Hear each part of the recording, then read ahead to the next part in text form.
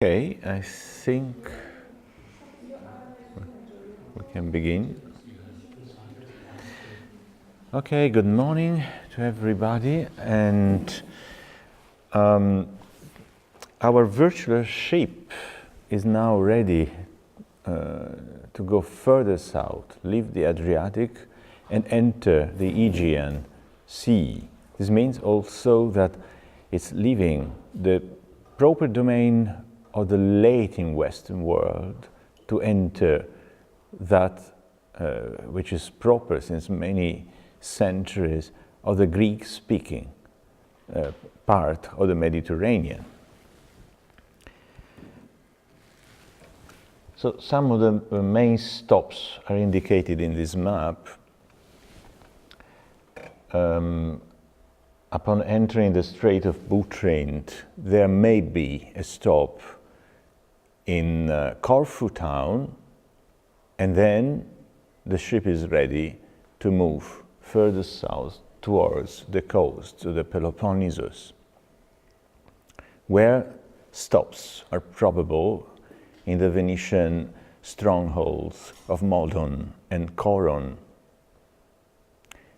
And from there on, the ship moves towards Candia, the most important town in the island of Crete, and then again to Rhodes.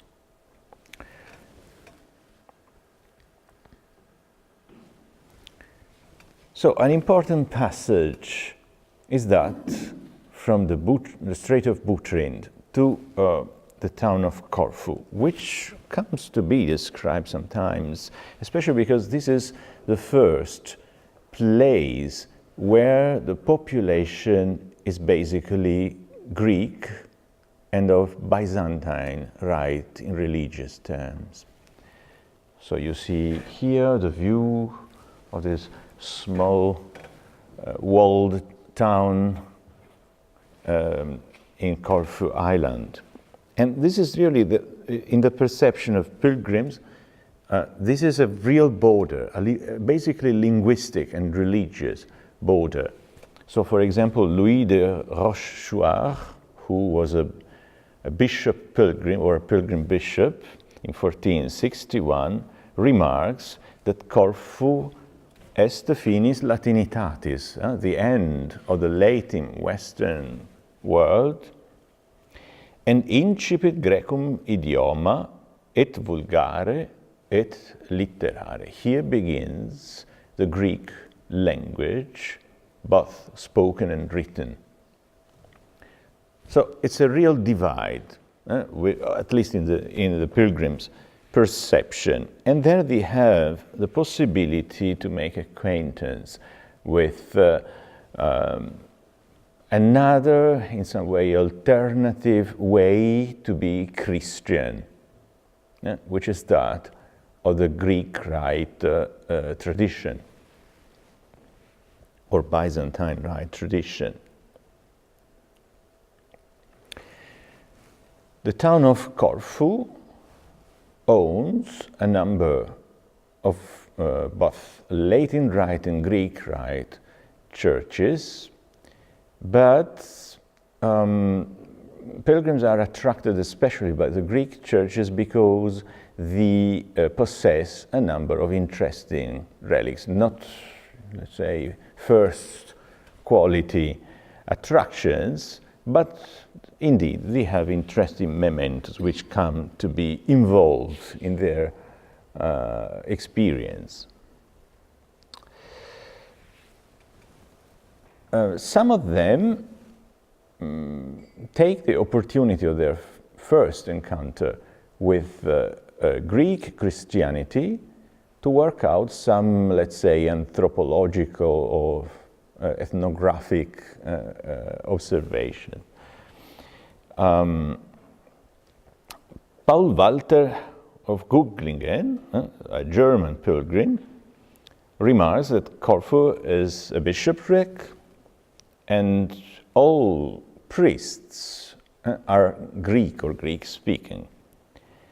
In the main church, there is an important relic a relic of Saint Arsenius, he says, but sometimes it's not clear to understand what the really, to what extent such names corresponded to real relics. Sometimes they were mistaken, simply they didn't understand what they were saying.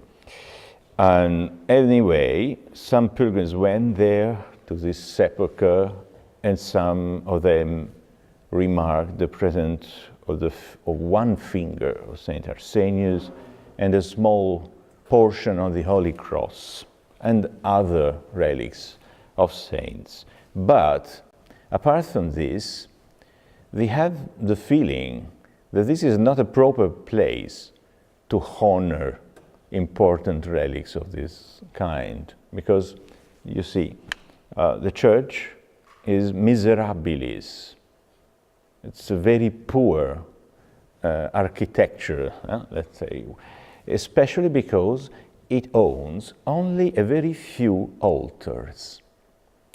Well, Westerners were accustomed to sacred space which included a very great number of side altars, which is not the case in Byzantine tradition, where normally you have the main altar, which is the one you use for the Mass,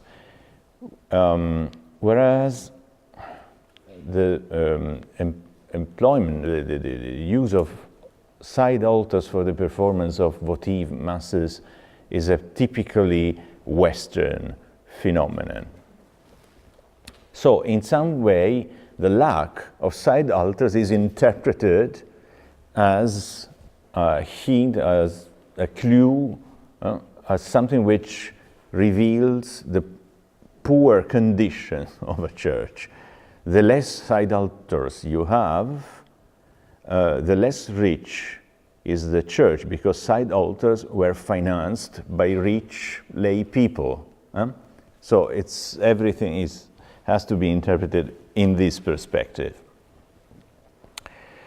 The same is remarked by the Italian pilgrim Pietro Casola, who says, I was in their cathedral, but I won't write anything because I couldn't find anything worthy of my description or worth remembering. There is no choir in this church. So this is very strange for him, because all cathedrals in his experience owned a choir for the canons, for the regular canons. So he cannot understand why a cathedral does not conform to this specific architectural device, which is typical of the most important churches in the Latin world. But this is a Greek cathedral, and he cannot realize that there is a difference. And again, in the altar, there is an important relic, but you can almost see nothing.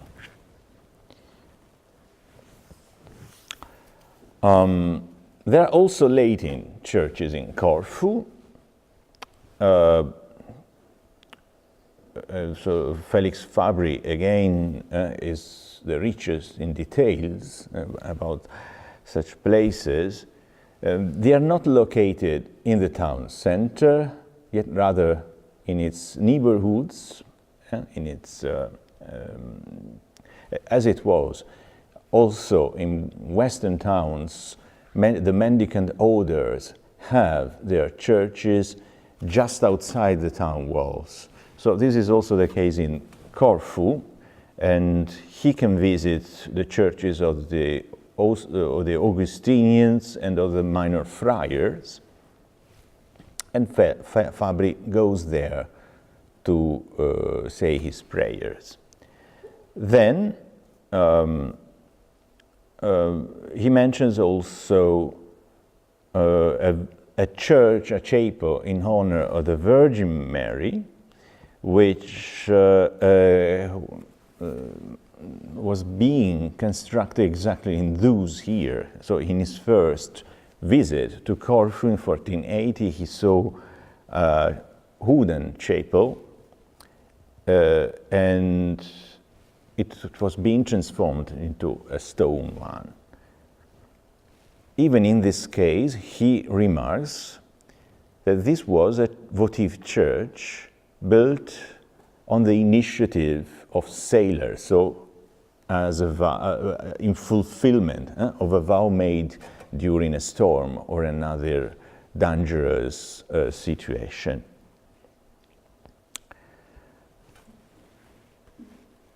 Then he also observes that there are many Greek churches, but one of the most outstanding features of such churches is the fact that they are of diminutive dimensions. And this is a matter of fact.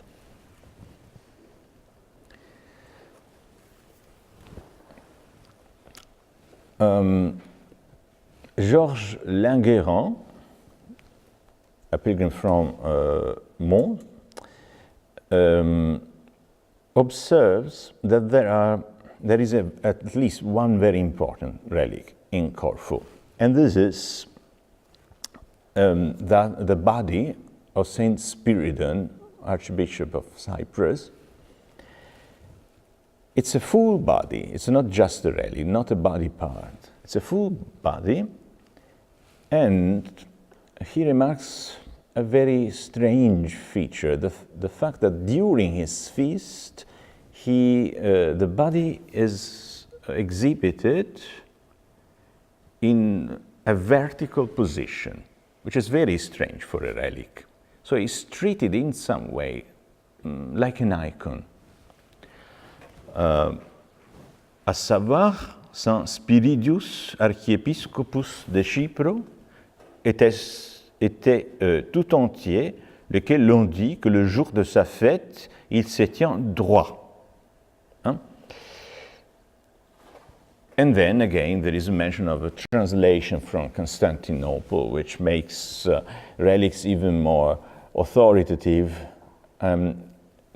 We have to consider that such texts date from the second half of the 15th century. So pilgrims were well aware that Constantinople had fell into the hands of the Ottoman Turks, that many relics had been destroyed or dispersed.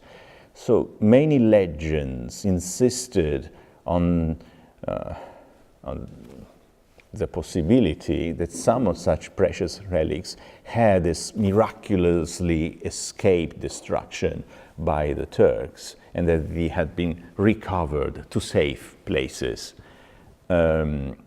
Corfu, one has to consider that Corfu is located on a borderline, or an ideal borderline, vis-a-vis the Ottoman Empire. So the coast of Epirus in front of Corfu is under Ottoman rule. So Corfu is the first, in some way, the first safe place you can have to keep these precious mementos in a safe place. And the same is said also by Konrad Grünenberg, a German pilgrim. Again, even if sometimes they understand what they want or what they hear, which is they make very frequently mistakes in the spelling of such Greek names. So in this case, Spiritiam Palatim Viridus. I cannot imagine why he understood Spyridon of Trimithunda, it would be, O Agio Spyridon apoti Trimithunda in Greek. So he understood Spiritiam Palatim Viridus, which is very impressive. Yeah, the relic is still the most important memento in the island of Corfu, and this peculiarity of exhibiting the body in a vertical position is still something which you can experience if you visit the Corfu Cathedral during the saints' yearly feast. And also something which is frequently represented also in icons, in very late icons from the 18th and 19th century. You will frequently recognize that these specific features of the performance or the feast has been frequently represented also in figurative works as something outstanding and unique. Okay.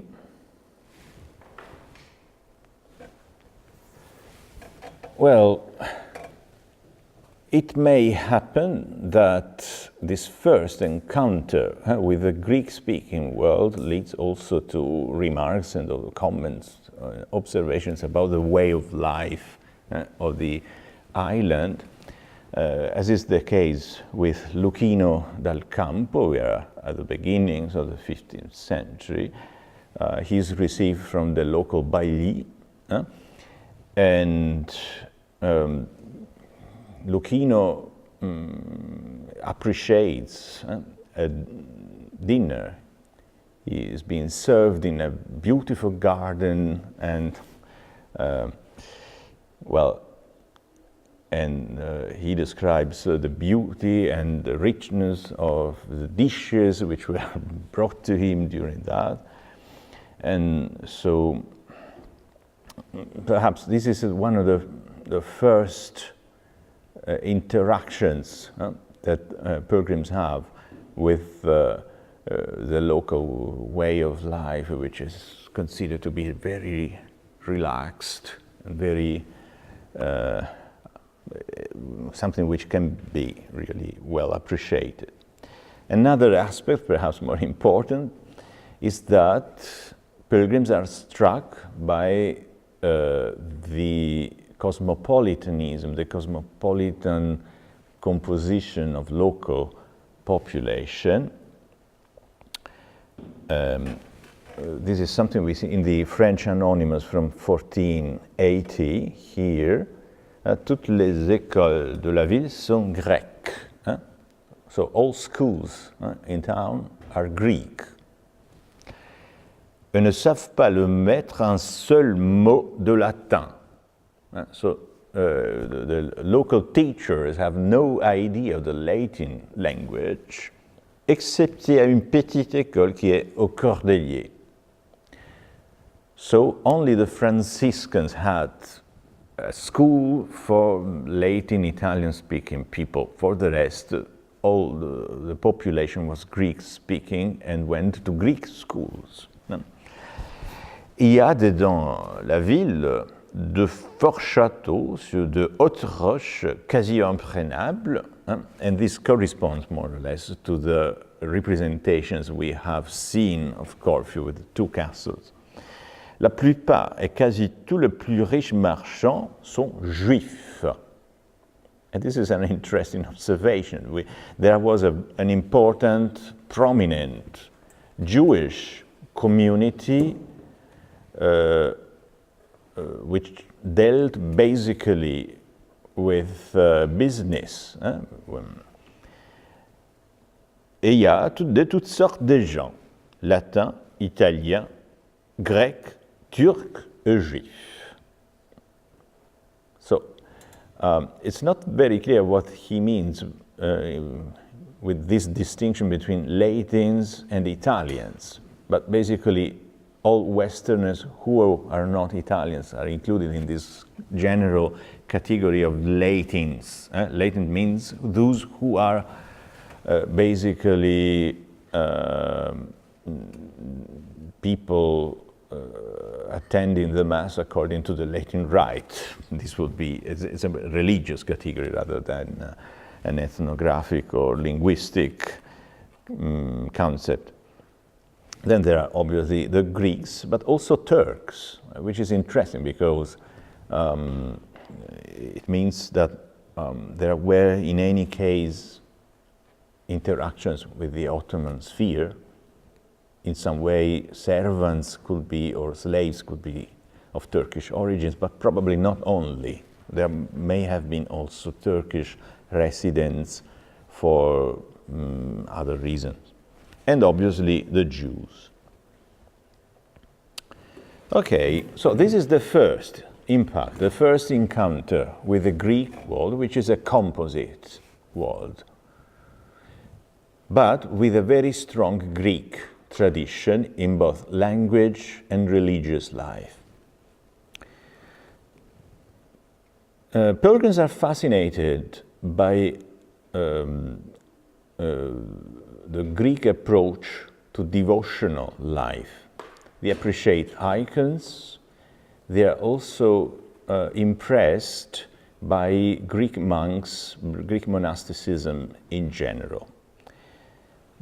One of the very first occasions they have, the first opportunities they have to make acquaintance with Greek monks happens during their navigations when they pass by two very small islands which are known as the Strophades.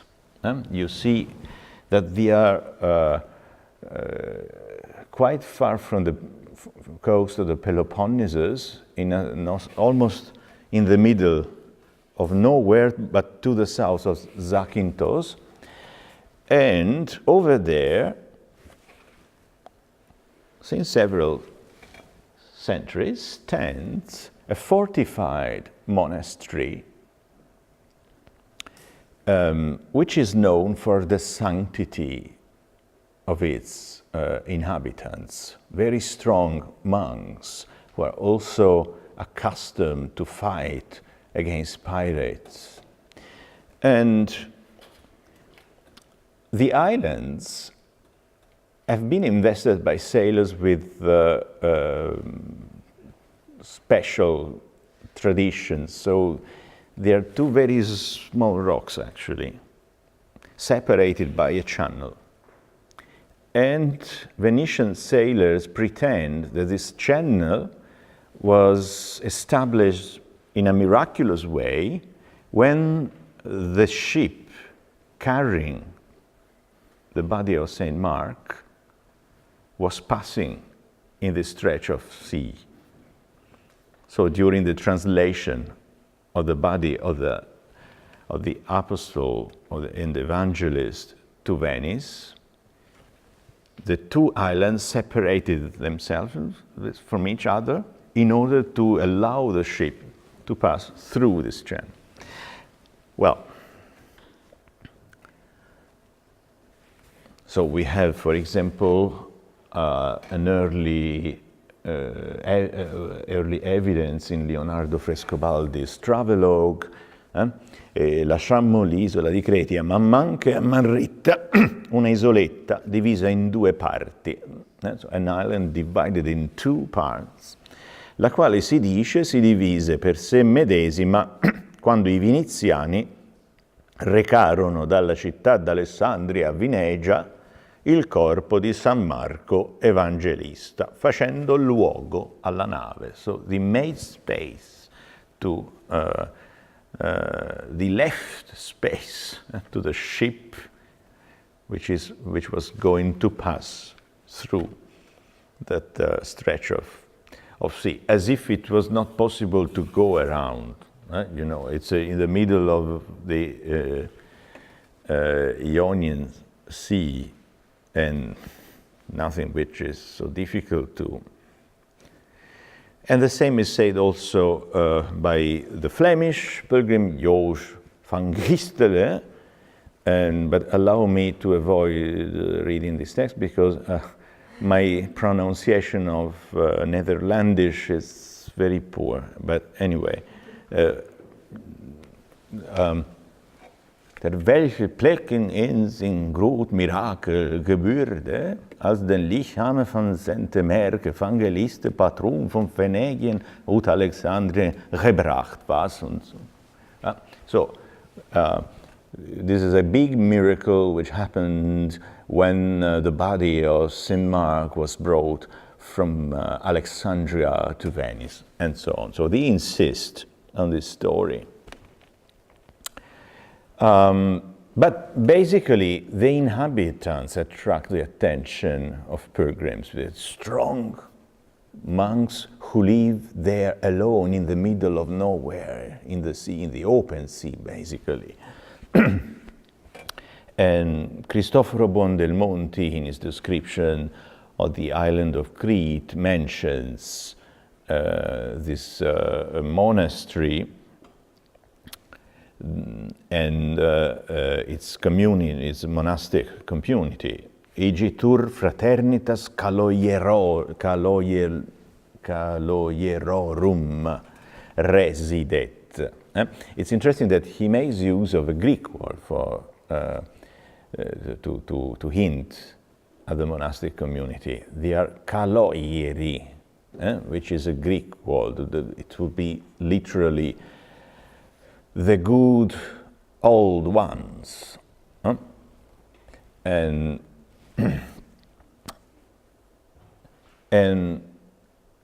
basically they live with, he says that they live with fishes, and they have a very hard life over there.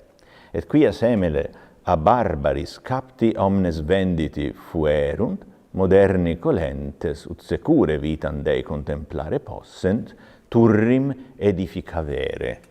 Given that some of them were imprisoned by pirates, so they were brought away by pirates and made slaves, so they decided to erect a tower to protect themselves against them. In any case, their way of life is a vita vere eremitica, so they are true hermits, living alone, far from every other kind of social life, in a pretty liminal space, which is on the border not only of earth and sea, but also of the earthly surface with heaven. So it's really at the crossroads, let's say, of all dimensions known to medieval culture. The same is said by Fabri. Et ad dextram vidimus insulam quandam sine montibus, because it's very flat. There is no hill over this very tiny island. Quam strivale nominabant. In hac insula habitant monachi greci regule sancti basili. As you know, there is no rule of St. Basil, but for Westerners who were accustomed to distinguish between different categories of monastic life, it's important to stress that they belong to a kind of rule which is considered to be that established by Basil of Cappadocia. And sometimes the Turks were able to put them off this island, but they are able to fight and to resist against the Turkish invasion. So this ability to remain independent in some way, to rule themselves even against the Turkish attacks, is considered to be a sort of miracle, a demonstration that they are under God's special protection. So as you see, they were able to fight against the Turks, and the Turks never dare come again, because obviously it's implicit, God protected them. And then the ships moves further southwards through the Ionian Sea to the coasts of the Peloponnesus. the furthest step is the Venetian fortress of Modon, which you see here again in Roivik's and Camocchio's engravings. It's a very small castle, even in this case, but nevertheless, pilgrims start locating there a number of interesting relics. They come to be attracted by a number of local mementos. And especially, there is a saint who is of special interest to pilgrims because he is somebody who was known to have been a pilgrim himself. So they have the possibility in Modon to worship a colleague, let's say. And you know, colleagues are very important in the late Middle Ages, in late medieval devotion. If you share something with a saint, it can be supposed that he may be more ready to help you in your specific needs because he knows what you need. And so he will engage himself or herself in praying more efficaciously for you so that you may really reach the goal you want to get with your prayers. And what do pilgrims need during their trip to the Holy Land? They need not to die, basically, or at least not to die before having experienced the holiness of Jerusalem. So it's very important to be protected by somebody who had the same experience and may better know your spiritual needs. So this is something which is remarked very clearly by a French nobleman, non par Count of Caumont, who was in the Holy Land in 1418. And I will read you this quotation. Et là, moi fut dit qu'à 1 mille et demi, en une église, avait un corps saint qui s'appelle Saint Lion, qui fut sabbatier au temps qu'il était en vie et venait du Saint-Sépulcre, et au retour, maladie lui prit le nef, de lequel mourut, et fut jeté en le mer dans une caisse. So he was nothing else than a common pilgrim who was sick during the back trip from the Holy Sepulchre, from Jerusalem. He died in the ship. He was put in a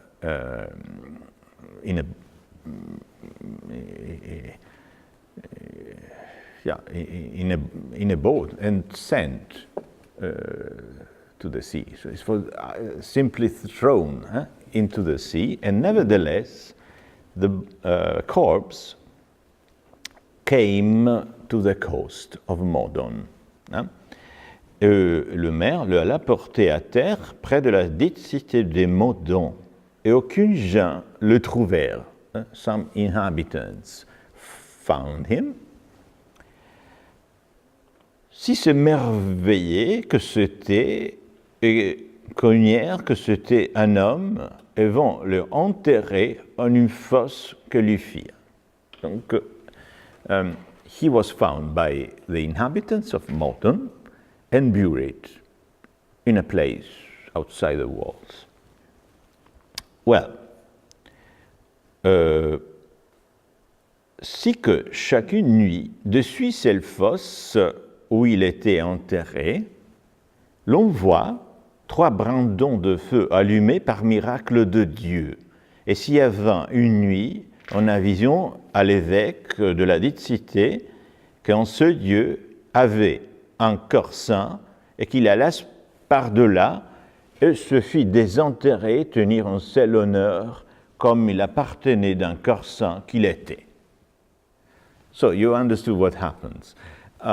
During the night, the people sees an apparition of light over the burial site of this guy, and so the bishop is informed and also urged to take the body and bring it to a church in order to worship him as a saint, because only saint had been made the honor of having such an epiphany of divine light. So this is the beginning, rather, let's say, casual beginning of worship for this guy, because we don't know anything about his merits. Why should he be worthy of public veneration? We don't know who he was. We don't even know his name. He's just a corpse which was brought by the sea to the coasts of Modon, and then it is a miraculous epiphany which reveals his sainthood.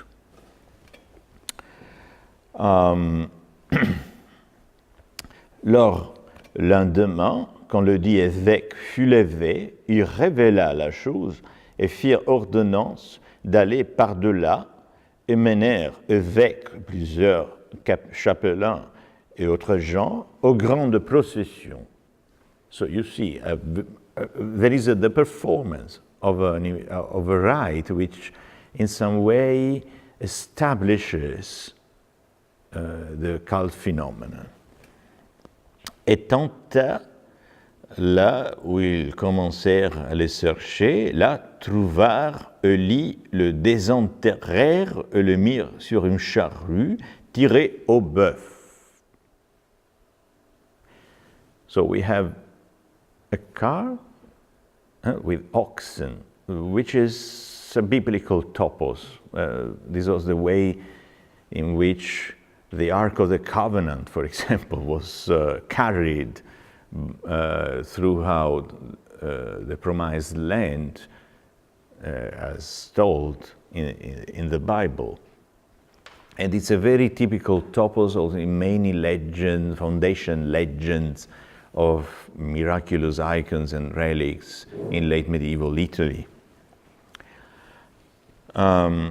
Et ainsi le portèrent, et quand ils furent près de la cité au lieu où à présent est, qui dans les portées dedans, ils ne purent on que passer plus avant, et convint qu'ils les laissassent, et fut la fête une église où ils demeurent depuis, en ce que l'on dit à bien 70 ans, il a fait de grands miracles par la vertu de notre Seigneur. So this is also typical of many foundation legends. The body, the saint himself, decides where he wants to be worshipped. So he prevents the oxen from entering the walls. They kneel in a specific place outside the walls, as it is there that the community decides to build a shrine in order to properly honor this miraculous body. And over there, miracles are worked daily, they say, in this proper place. So you see, it's very, in a way, it's a very strange story, and it was a very new cult phenomenon. It had emerged just 70 years before Nompar of Common's passage. That is more or less in the 1340s, if he is right, obviously. And it's something completely new. I suspect that promotion of worship for a Holy Land pilgrim was something which was organized and established in the aim of attracting Holy Land pilgrims. Or perhaps, on the other way, the pilgrims' desire to see something worthy of veneration in this place led to the establishment of this cult phenomenon. Probably the truth is in between.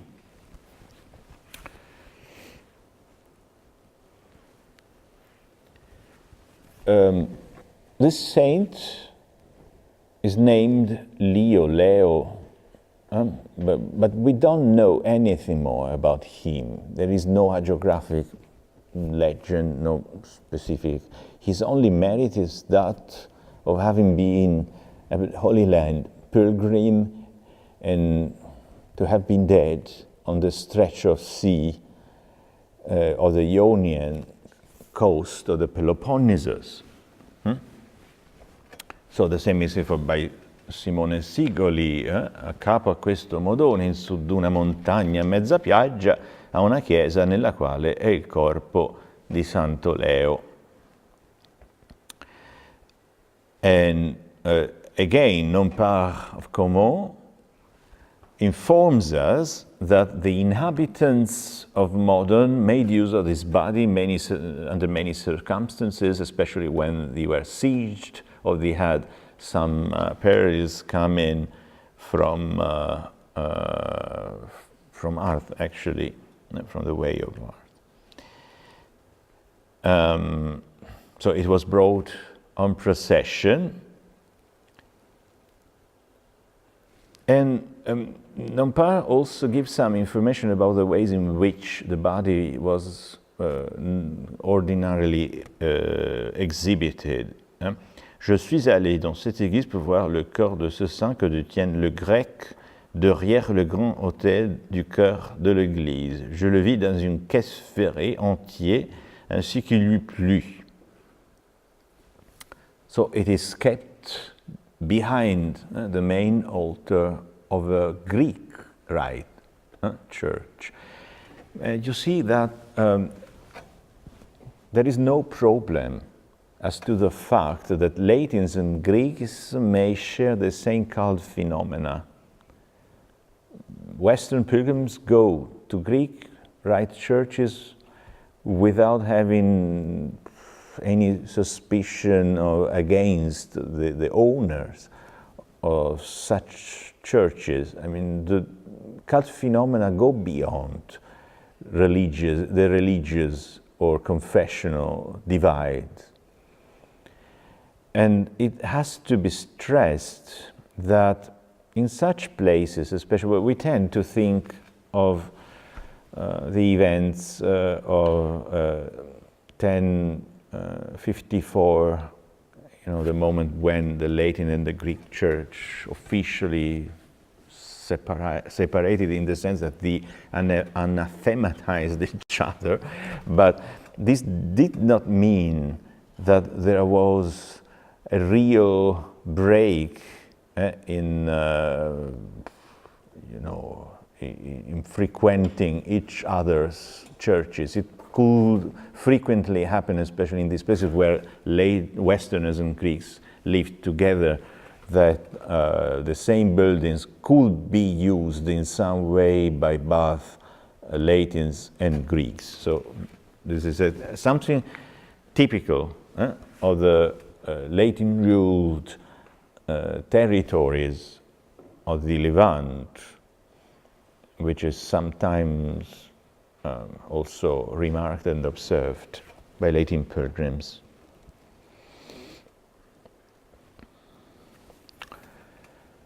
Then there is also a cathedral inside the town, but in such cases pilgrims are normally disappointed because this cathedral is not that large as cathedrals are supposed to be. You can imagine if somebody from France, especially, or Italy, entered a very tiny building which was said to be a cathedral.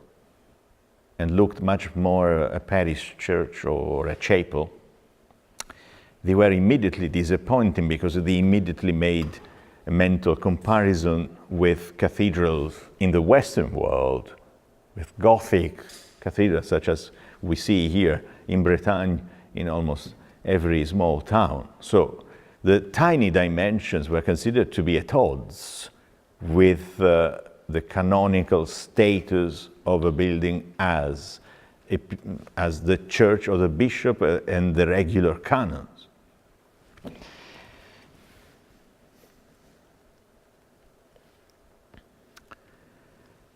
Well,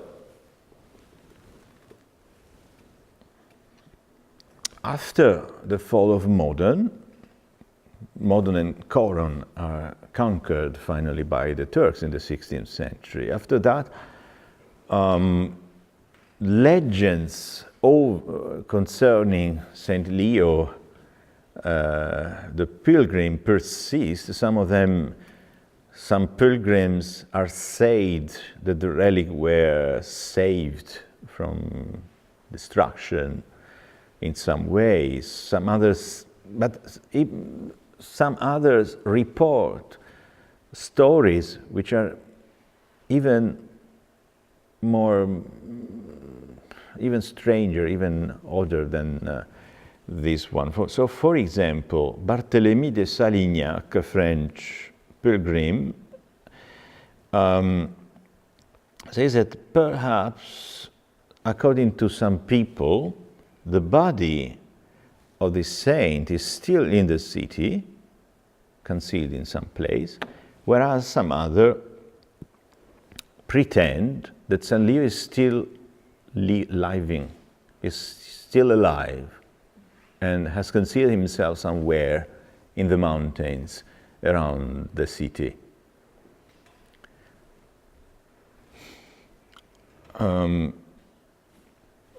So Denis Possot et Charles Philippe, aucun disent que le corps Saint-Léon est en Icelle cité, les autres disent qu'il est encore vivant.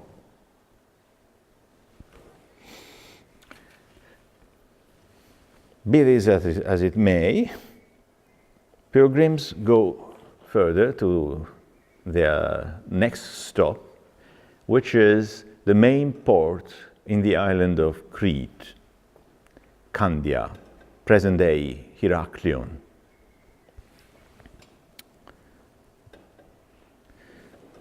But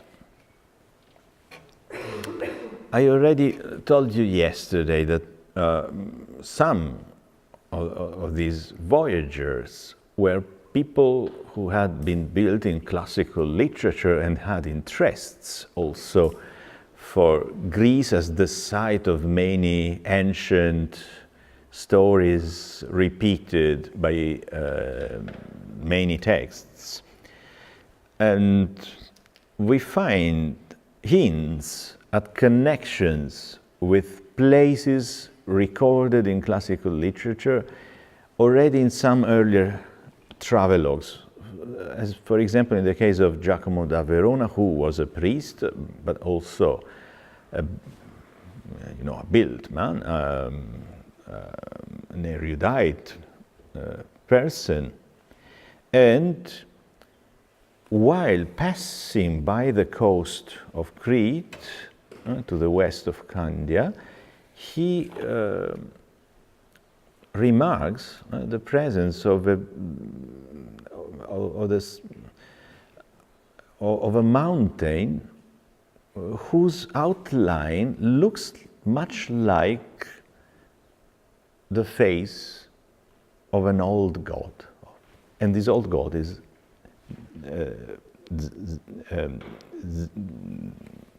Zeus in other traditions. But Giacomo da Verona connects this Mount Iuctas, actually the place where Zeus was born, with a moment in the apostolic voyages of the Apostle Paul. According to him, but not only according to him, also according to other sources, this was the place where St. Paul was attacked by a snake and where he liberated himself from him. With reference to the Acts of the Apostles. You see, there is a precise reference to the passage in the text. So, in illa insula Creta est unus mons altissimus qui videtur de mari multum longe, ubi Sanctus Paulus liberavit se ipsum a serpente seu vipera vulneratum.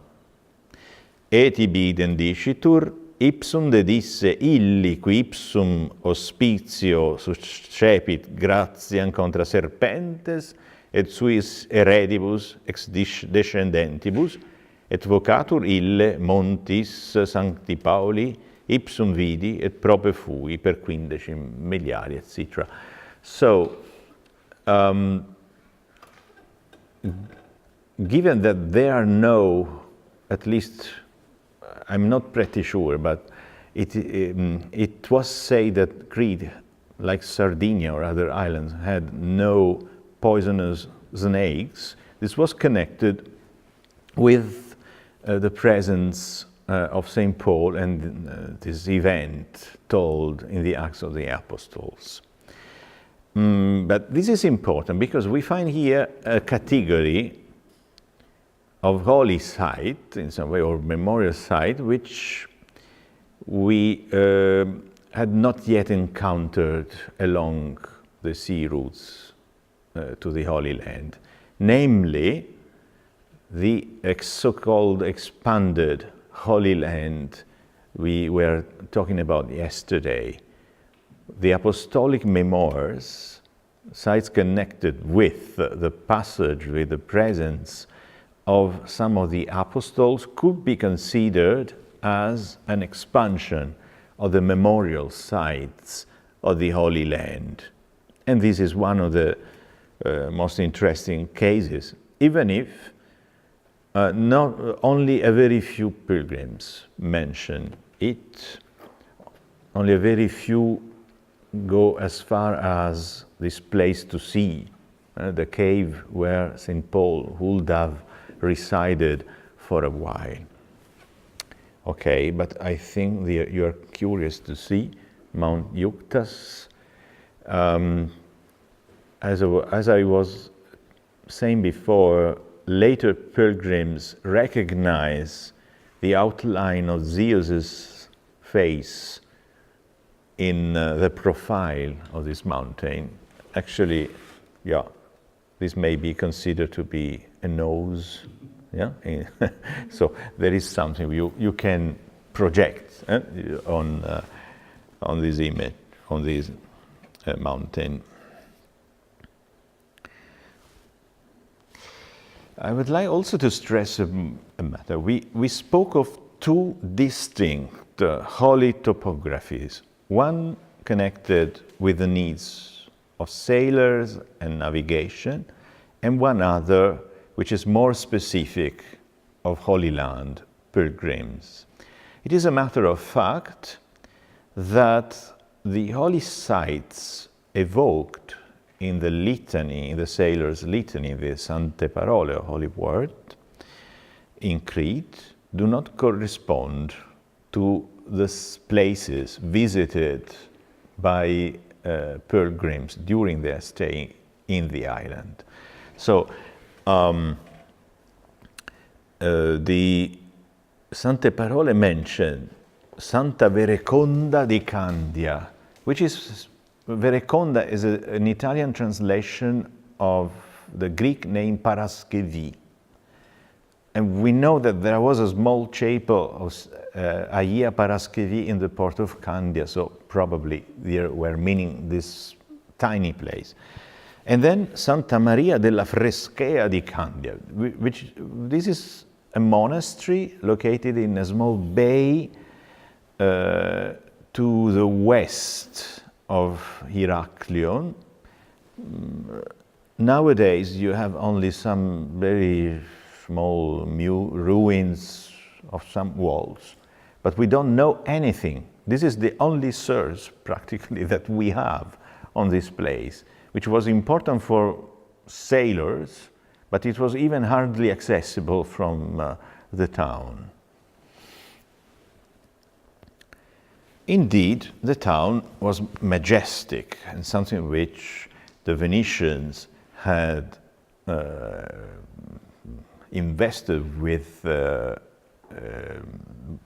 monumental setting, reminding them of the capital of Venice. You have to consider that the island of Crete was under Venetian domination since the times immediately after the Fourth Crusade, so 1204. 3 years later, Candia became a Venetian protectorate, and it was under Venetian rule until 1669. So the Venetian presence on the island, and especially in the major ports, was very much rooted. Candia was the major port and the most important political center. So there the Venetians engaged in building a number of churches, the most important of which was obviously the cathedral, the Church of San Marco. But from a memorial and cultic viewpoint, the most important building was the Cathedral of Saint Titus. Titus was a pupil of Saint Paul, who was known to have Christianized, to have preached the Christian message in Crete immediately after St. Paul had left. And his relic was kept in this building, so it was one of the most important places to see. Pilgrims go there and record the presence not only of his relic, basically the head, the skull of St. Titus, but also an arm of Saint Ephrem, another skull of Saint Barbara. And it's interesting that Felix Fabri remarks that there are too many schools of Saint Barbara, so probably this is not the same Barbara one who would be led to think, because he saw at least, at 3 or 4.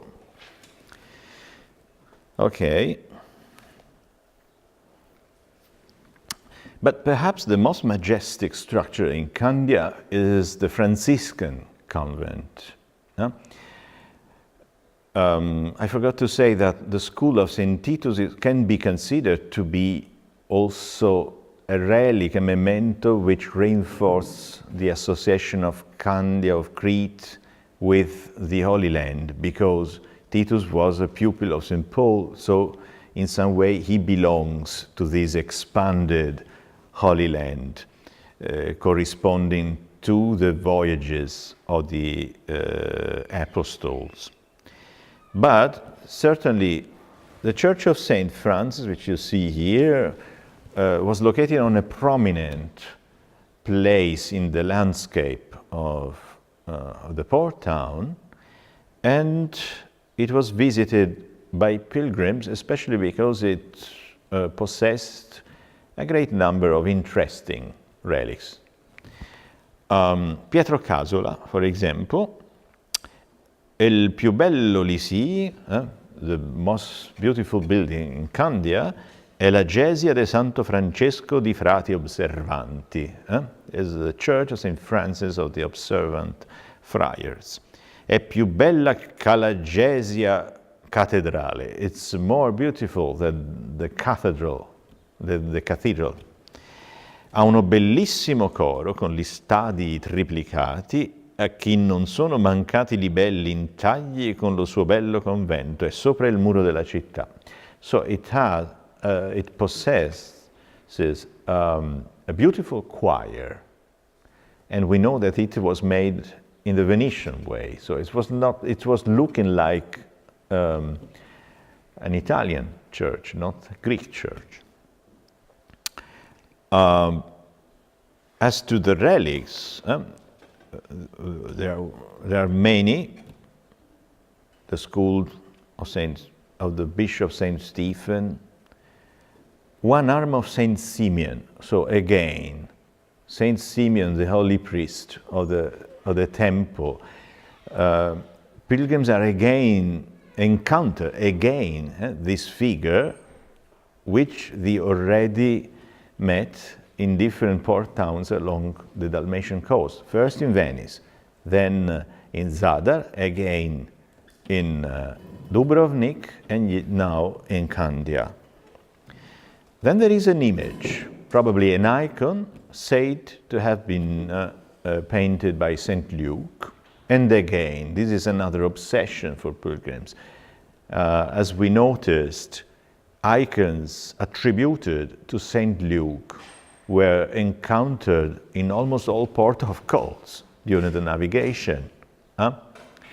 So they had seen one in Venice, another one in Dubrovnik, another one in Corfu, in Cassiope, and some of them even saw an image said to be the work of St. Luke in Durrës, in Albania. So you see that there is a sort of continuous chain of images by the hand of the evangelist along the navigation routes. And this is important in our perspective, there is a piece of the column used for the flagellation of Christ in Jerusalem. So this is a piece of the urban landscape of Jerusalem, a pars pro toto strategy of evocation of the holy city, which the pilgrims are supposed to visit at the end of their trip. But the church belongs to the Franciscans. So the Franciscans stand out for their interest in promoting worship for their own holy topography, a network of holy sites connected with the founder of their order, Saint Francis. They are not so much interested in promoting worship for miraculous icons. They don't really engage themselves in promoting worship for relics, to such an extent that the body of St. Francis is concealed under the Basilica of San Francesco in a completely or almost completely inaccessible place, in order to prevent people from detaching pieces of St. Francis' body and transform them into body relics. So, on the contrary, they promote worship for the sites which were visited by St. Francis on Mount Laverna, in the Porziuncola church, and so on. So what is interesting here is that the Church of St. Francis in Candia had a small piece of St. Francis rock, so a contact relic of St. Francis frock, not rock, sorry. So the habit of St. Francis, the cloth of St. Francis. But they even promoted, this is confirmed by a Spanish visitor to the place. They have un pedazo de la túnica del cordón y del cordón de San Francisco. So some small pieces of his cloth. un pedazo del casco y del pie de San Lorenzo, 3 pedazuelos de madero de la cruz del Redentor, un pedazo de la puerta áurea del templo de Jerusalén. So a small piece of the golden door of Jerusalem, again a synecdochical evocation of the Holy City. Because this is the golden door through which our Lord passed when he was going to the Temple Mount. And then the image made by St. Luke and so on. But what is interesting is also the effort, the friars' effort to establish a sort of memorial site of St. Francis in Candia, because you know that St. Francis was known to have visited the Levantine seas. During the 5th Crusade, he had gone. He was in Egypt, he participated in the crusade, and he had allegedly stopped in Candia. Over there, he would have made a well with fresh water, and this well was worshipped in the cloister of the convent as a sort of relic. This is known from Jacques Lesage, beginnings of the 16th century. Il y a un puits derrière le chœur, lequel disent qu'il vint miraculeusement à Monsieur Saint-François quand il demeurait là. So it's a very curious attempt at establishing holy sites connected with the topographic network of St. Francis along the sea routes to the Holy Land. So they come in some way to overlap.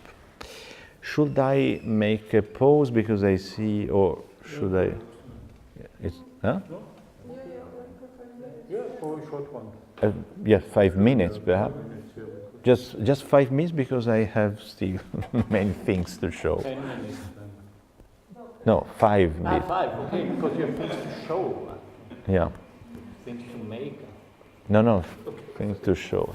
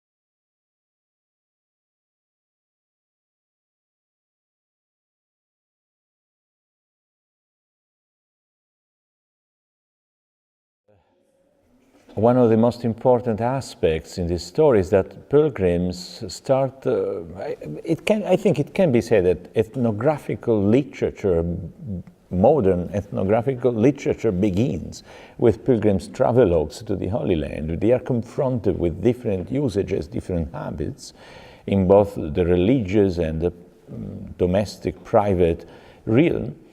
I'm much struck, for example, by this statement by Nicolas Loupvan, 16th century pilgrim who appreciates the decoration, the ornaments of Greek churches. And he says that, that the churches of the Greeks are not less decorated than those of Latins. So, un mont semblant, comme celui qui a été présent, ne sont point moins décorés, tant en dévotion comme en cérémonie. So, even the liturgy is as attractive as that by Latins.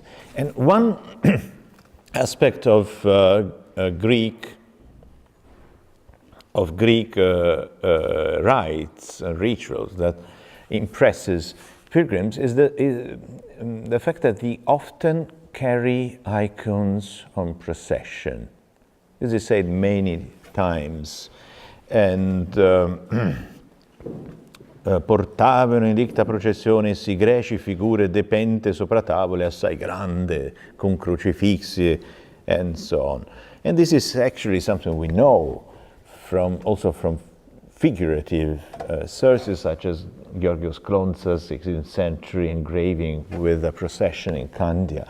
By the way, it should also be stressed that such processions were an occasion for intercultural exchange, because Latins and Greeks often organized common processions where both clergies and people participated. And, okay. And again, they insist very much on the beauty of Byzantine rituals in Venice and the importance played by icons as liturgical or paraliturgical items in such an occasion.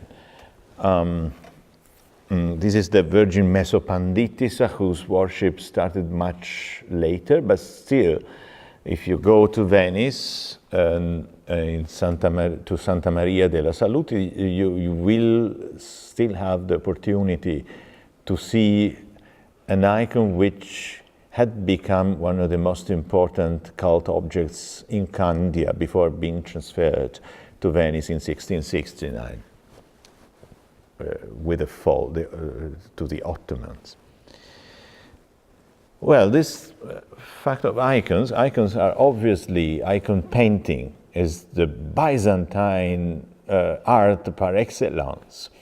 And what is interesting is that even if you go for shopping in the markets of Candia, you can have add a religious dimension to this pretty profane activity, because as some pilgrims observe, all icons made in Candia conform to the types established by the evangelist Luke. So if you buy one of such objects, you are not simply buying a souvenir, you are buying something which has a great religious worth, consecrated by iconographic and compositional repetition of models established in the Apostolic era and corresponding to the physiognomic features of the holy ones.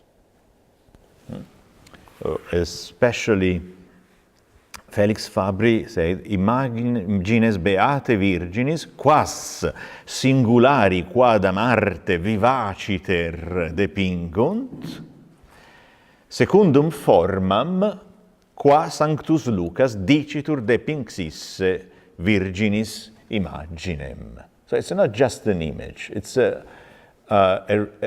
actual figurative record of the Virgin Mary's outward appearance, which is something which makes such objects especially worship-worthy. Okay, then the stretch of sea which follows is inside the Aegean and connects Candia to the town of Rhodes. Rhodes is a majestic town in this period. It is the capital of the Hospitallers, who conquered the island some years after the final expulsion of Christians of Latin Christians from Palestine in 1291 with the fall of Acre. After some wanderings in the Mediterranean, they came to Rhodes. And here I put some major dates for this story. The Hospitallers had originated in Jerusalem during the Crusades. They had established themselves in the hospital located close to the Holy Sepulchre in Jerusalem, and then after the expulsions of all military orders from Acre, they spent sometimes in Cyprus, and then in 1309 they conquered the previously Byzantine-ruled island of Rhodes. There they established their rule, which lasted until the Ottoman conquest in 1522. After that, as you probably know, they moved to the island of Malta, where they remained until Napoleon's conquest in 1789. Well, okay. So over there, in this previously Byzantine island, they established their headquarters. I cannot go into detail about their organization, but what is important, this is not a Venetian stronghold. It's in some way one of the last Crusader states, if you want. The last one is Cyprus, and but Rhodes is also something which comes out of the Crusader experience. So the connection with the Holy Land is much stronger than in the previous sites we have described. And given that Rhodes is a sort of obliged stop for all ships sailing to the Eastern Mediterranean, they make all possible efforts to provide their churches with important mementos connected with the final goals of these same Western pilgrims to the Holy Land. You see that the town is located in a sort of peninsula, and this is a map, but almost barely visible. In any case, you see the distribution of the churches which are more frequently mentioned by pilgrims. Basically, there are two churches connected with directly with the Hospitallers, where the most precious relics are kept. They are the main church of John the Baptist, patron of the Hospitallers.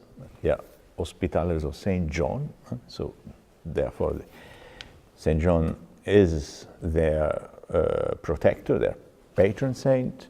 And then there is a chapel inside the Grand Master's palace, where also important relics are kept.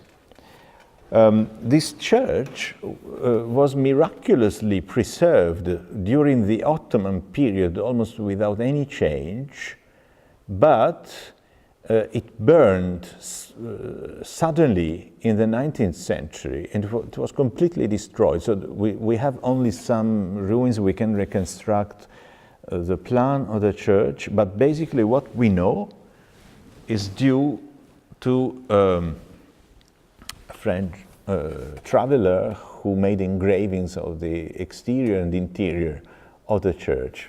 Rhodes was the name. Then the Italians, during the Italian occupation of Rhodes, reconstructed this church in another place, but their model were the engravings by Rhodes, so a little bit strange. Italian restorations are in some way a big problem in Rhodes because much of the original appearance of buildings was changed by such restorations. Well, the most important relics kept in the cathedral church of the Hospitallers are many, but basically we can say that they belong to the category of Christological collections. They are a collection of relics associated with the Passion events, which is obviously a very efficacious pars pro toto synecdochical strategy for the evocation of the Holy City, because Jerusalem is basically the stage for the most important events of the Passion. So if you offer such relics to pilgrims wishing to see Jerusalem, obviously this comes to be a very important experience in their trip to the Holy Land. So there is a piece of the Holy Cross, and there is one hand of St. John the Baptist, which is important because this is the hand whose finger indicated Christ during the baptism. So it's connected also in this sense with and invested with a Christological connection. There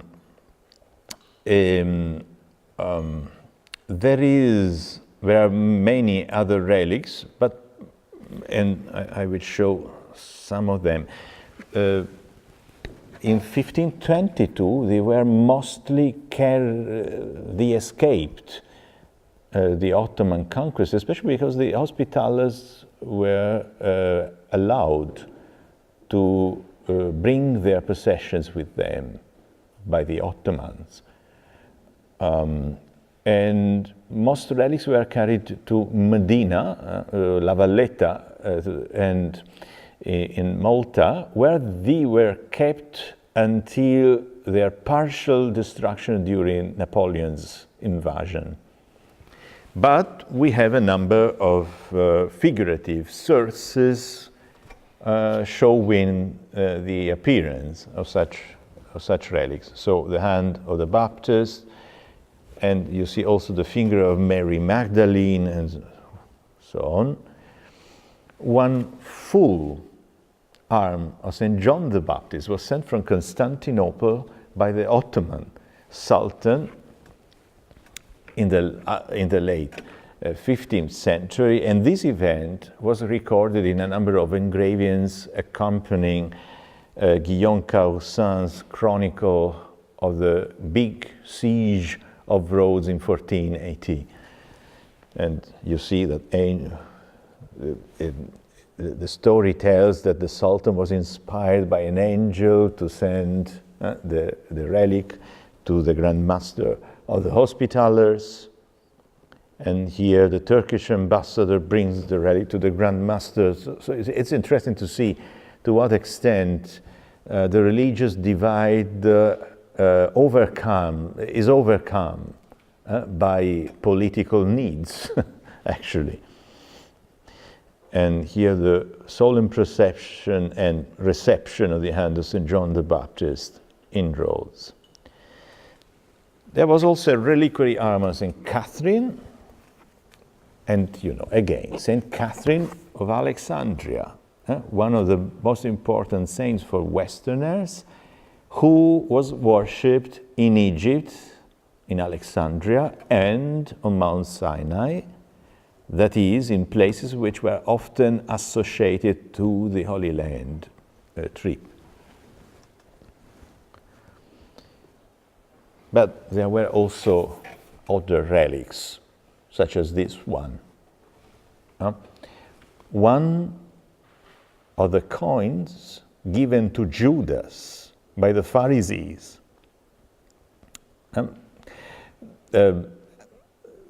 We are enabled to reconstruct its appearance thanks to later figurative sources. We can get an idea of what was shown to pilgrims.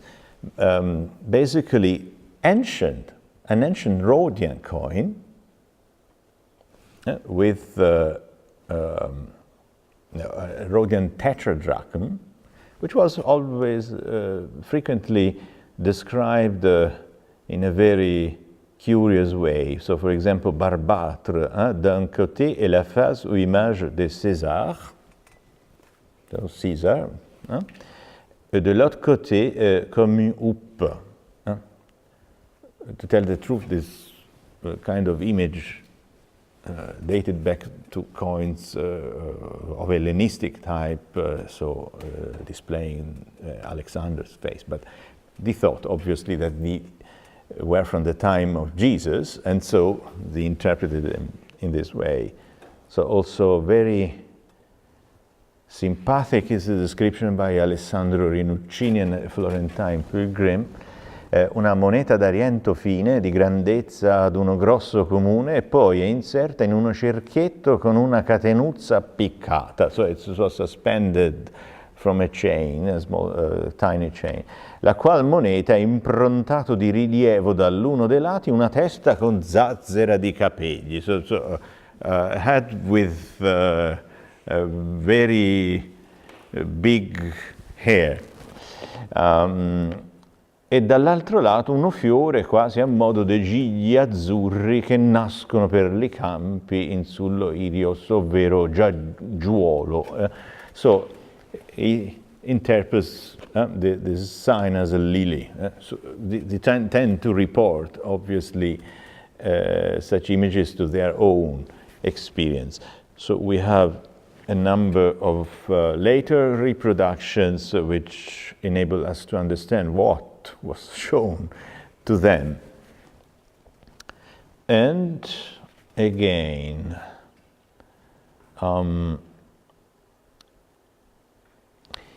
another odd object was a cross which was said to have been made from the metal of the basing used by Christ to wash the apostles' feet during the Last Supper, which is a very strange story, if you want.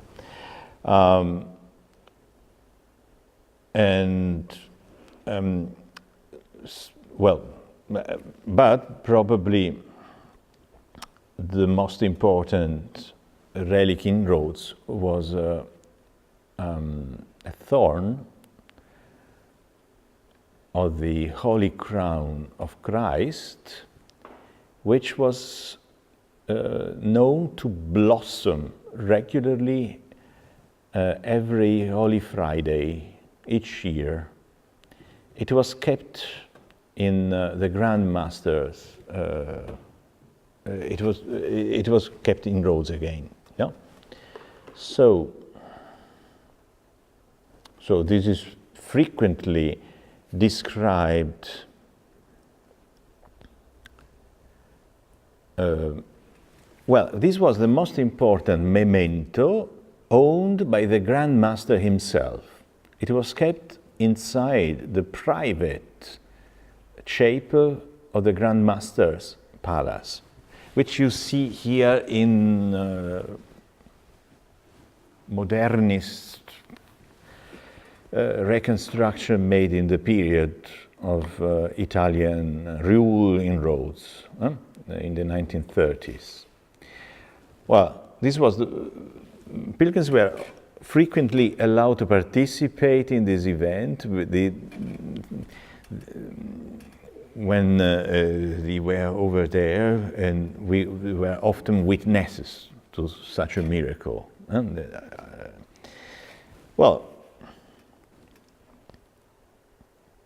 as to the other places, I will be quick now because I don't want to bother you with lists of holy mementos, but it was just to stress that as soon as the pilgrims arrive at Rhodes, the number of material evocations of the Holy Land tend to multiply. So there is a specific strategy, a sort of hospitaller policy for the strengthening of Rhodes' connections with the Holy Land, which was also the homeland of the Hospitallers, where the orders was created. So they probably perceived themselves as custodians of Jerusalem traditions, by then challenged and menaced by the Mamluk occupation of the holy sites, which was never accepted by the Christian military orders who had been established in the Holy Land, obviously. Well, a number of further places came occasionally to be described by pilgrims, and these places included not only Latin churches but also Greek ones. Again here, for example, there is a description of the main hospital for pilgrims established by the Hospitallers in Rhodes, the so-called infirmerie in French.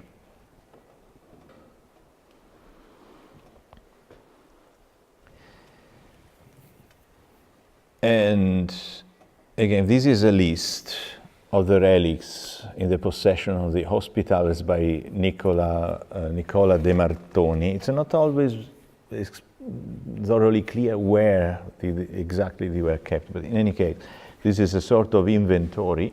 And it's interesting that there is a mention also of an icon which was which included many figures of saints, and this icon could be recognized in an object which is in a steatite icon, which is still kept in the treasury of Mdina Cathedral in Malta.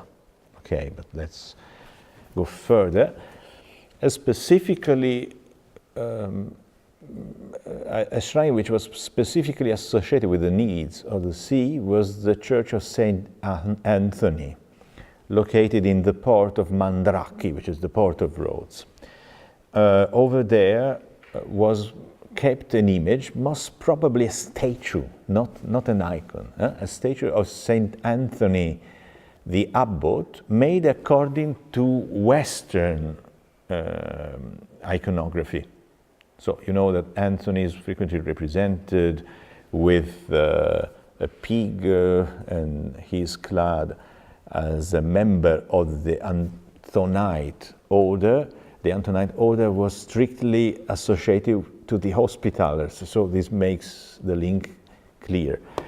And over there, people who were affected by the so-called fire of Saint Anthony could be cured, but on the contrary, we have also description of ill people who were struck with Saint Anthony's fire because of their sins, and who tried to bath in the water of the nearby sea, but to no purpose, because they were completely burned by Saint Anthony. So we have such strange description. What is important is that an image of Western type was fostered in the cultic experience of Rhodes in this period.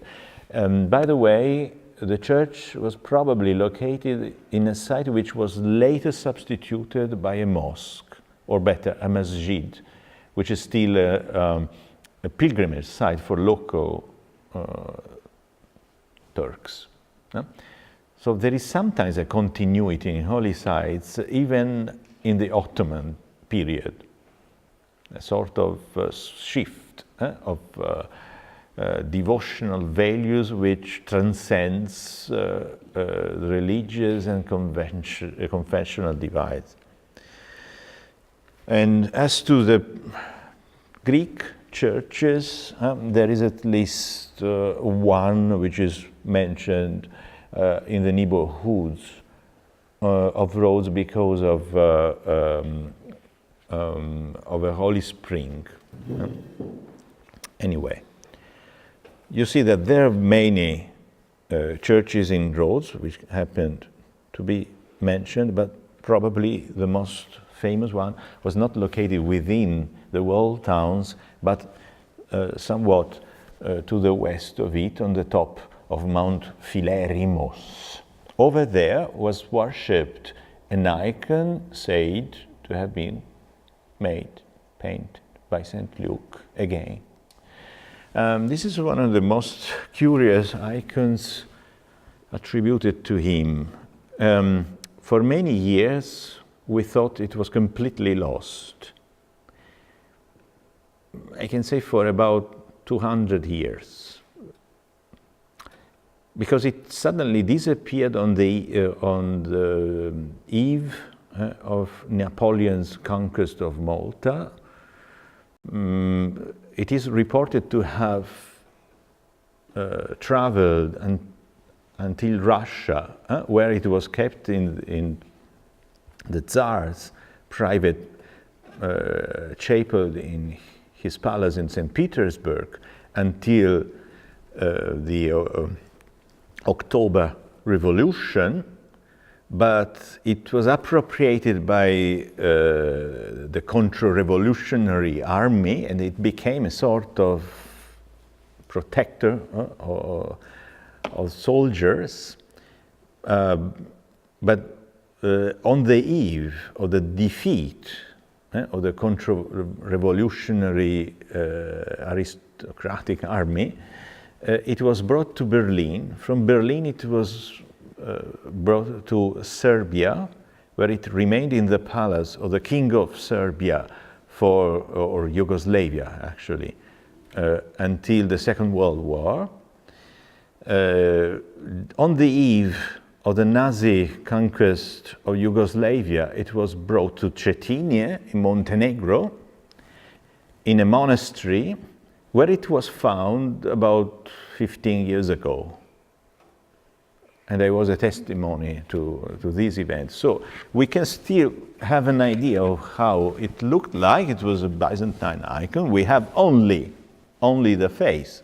This is all that is left, but it might be a 13th or 14th century painted icon. And the place where it was worshipped looked like this ruin until the Italian occupation of Rhodes, when it was reconstructed in this odd way. But in any way, the Italians tried to foster the renewal of worship for the icon of Philerimos. And it's also very strange because the Italian governor of Rhodes, who was a fascist, asked the Soviet authorities to send a copy of the Philerimos icon, which was known to still be kept in the Soviet, in St. Petersburg, or Leningrad, as it was in those days. So it's very strange that in some way icons which came to be associated with power continued to be perceived as something important even in modern times. In any case, pilgrimage to Philerimos was a sort of must-see for late medieval pilgrims, and from there, the location was especially important because from there you could see what happened in the stretch of sea in front of the capital town of Rome, and especially you can see the Turkish coast and control the armies or the fleets which can approach the island. Okay, then Rhodes was also a place where pilgrims had, you know, the habit of buying paternosters, so rosary beads, or circula precatorium, I should say, because, you know, the devotion to the rosary is something which took place in the second half of the 15th century, but not all such objects were necessarily connected with devotion for the rosary, even if normally we use this term. And a final point, and I come to a conclusion with this, we saw the establishment of pars pro toto or synecdochical evocations of Jerusalem in Rhodes, which become much more visible than in the previous stops of the Venetian ships along the sea route to the Holy Land.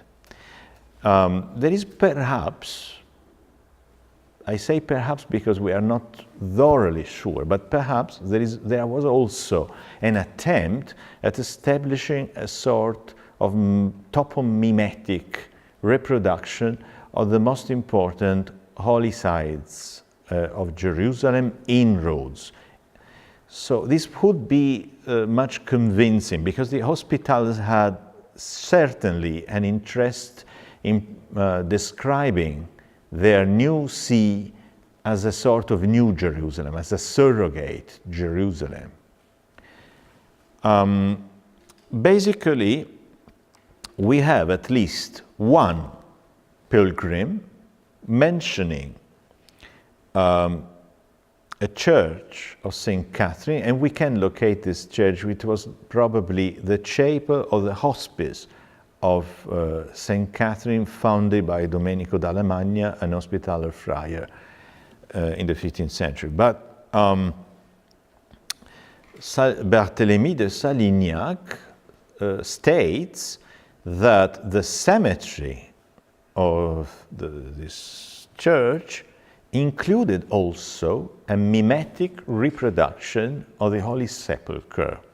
This might be a burial site which pretended to reproduce the architectural form of the Anastasis Rotunda in Jerusalem. This is not unusual.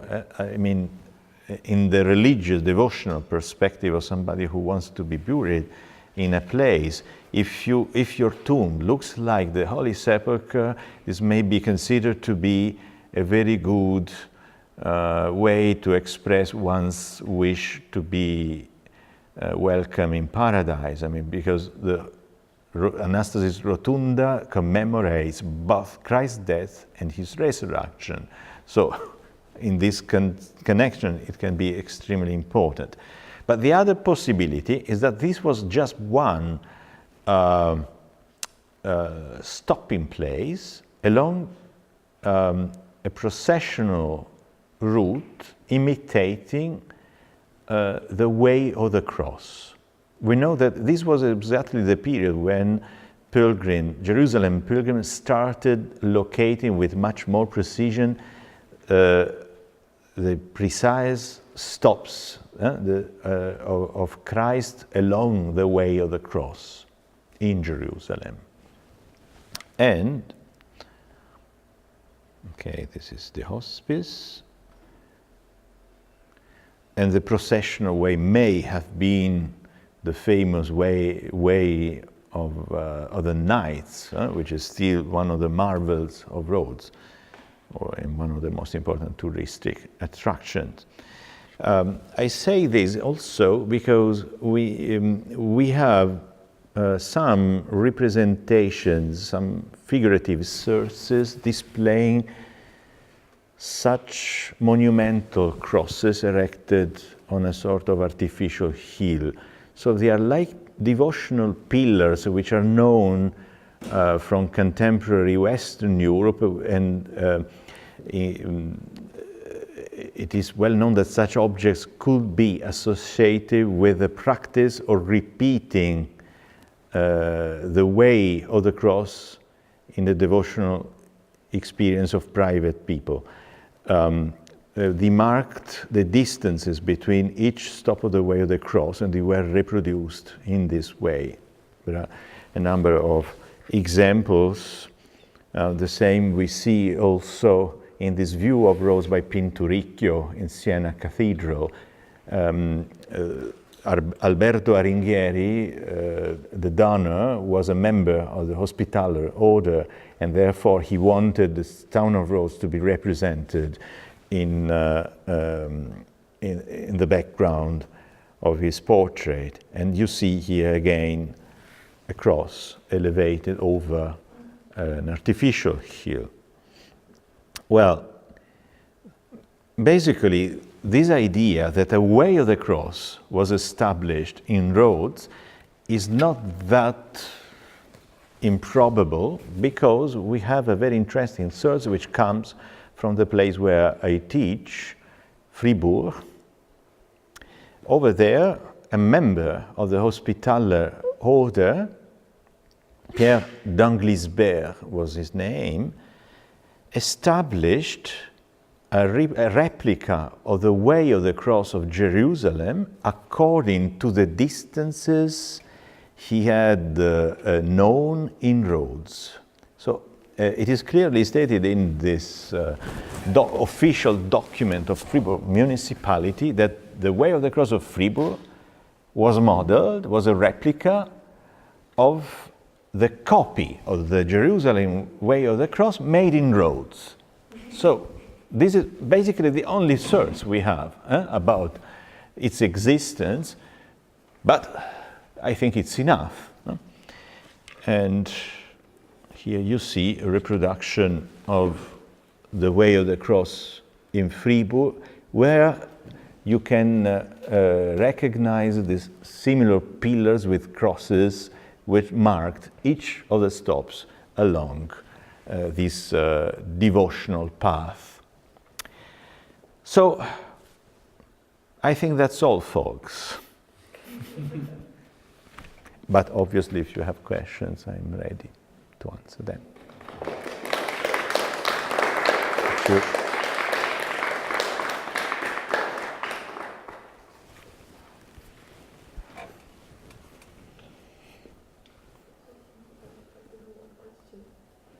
You were speaking about the common processions, like between the Greek liturgy and the Latin one, and I'm interested if the people who participated were like, I mean, if they're on the island, it was on the Candia. Yeah. If there were like the community of like Latin followers, let's say, or if those people who participated were only the visitors, or like the sailors. No. There were basically processions organized for the local population, regardless of their religious affiliation, especially on some special events. They tended to organize common processions. So, for example, if there was, the need to prevent some danger, they could organize an apotropaic procession with all precious relics and icons in order to evoke together God's help. But there were also some moments in the liturgical year when processions with participation of both the Greek and Latin clergy were organized. And this is a matter of fact. We have descriptions. We know that interactions between Greeks and Latins were not always perfect. They also fighted with each other. But nevertheless, there were moments in which they participated together especially in asking for God's protection. And is it typical, like for the other regions, or is it just? Yeah, in Cyprus it's even better documented. In Famagusta, for example, we have Famagusta was a very cosmopolitan place where you had. It has been calculated that they spoke about around 17 different languages in a very tiny space. And so we have description of processions, including the clergy of each of the resident communities, that is, Latins, Greeks, Armenians, Syrians or Christian Arabs, Arab Christians of different affiliations, and even Ethiopians and Copts. So it was a common practice, especially during sieges or dangerous situations, or also in thanksgiving for escaping something. During the big pestilence in 1348, we have chronicles that state that all Christians or communities organized a communal procession to thank God for having escaped a mass death of the population.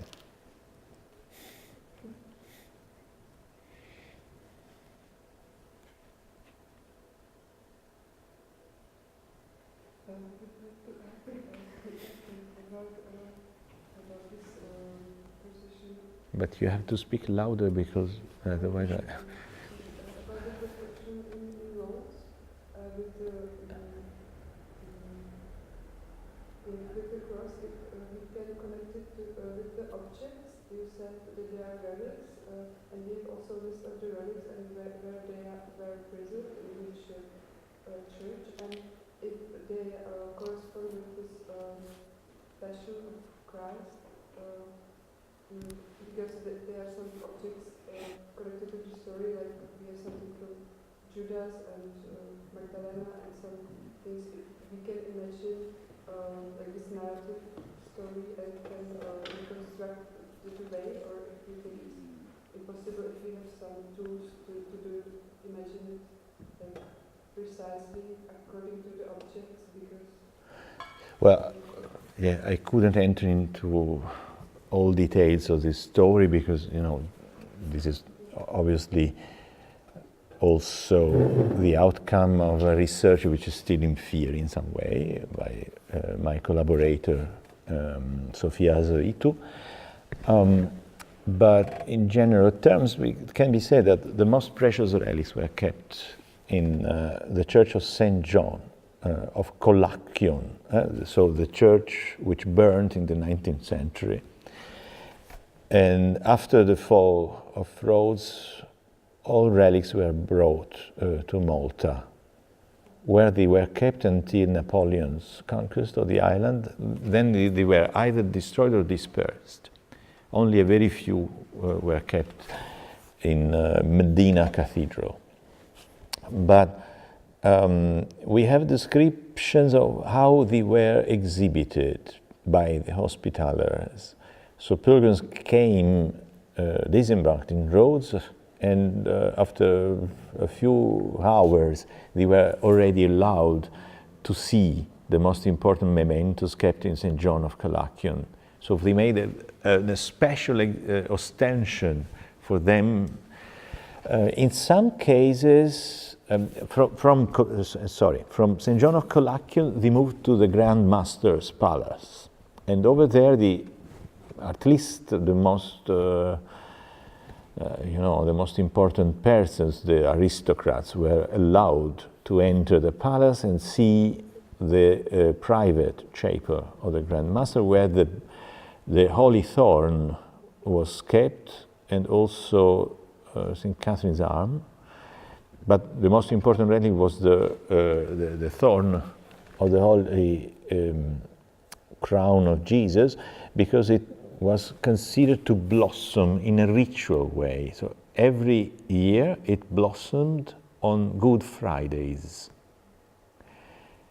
And some pilgrims arrived on Good Fridays in Rhodes and were privileged enough to be witnesses to this miracle. Then after that, they moved to Philerimus, which one had to go by feet, so it took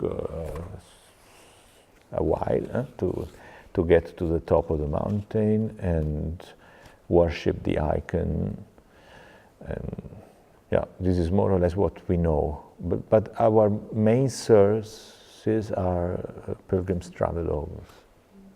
We don't know much about the specific liturgy of the Hospitallers in Rhodes, which was most probably that used in Jerusalem. So probably they observed the same, but we don't know how relics were connected with such liturgical moments of the year. Yeah. One of the things which I really find fascinating, and we saw it already the other day with the Capella 10, is those objects which are fashioned with all the materials which are already holy. Today you showed this cross, which was supposed to be made from the cauldron where the Christ washed the feet, and I know there will be, I think, a conference about this very soon in Florence, but how are those objects considered differently when they are fashioned only from a material which is holy? Like this icon that you showed, which is fashioned from the stone which was struck by Moses, this which is made from the cauldron where Christ washed the feet. What is the relationship between image, relic? It's very interesting. How is it perceived by the pilgrims in those travelogues? Well, unfortunately, pilgrims are not as loquacious as we would like, so they don't give details apart from a description. Obviously, the very fact that they mention that a cross was special because it was made out of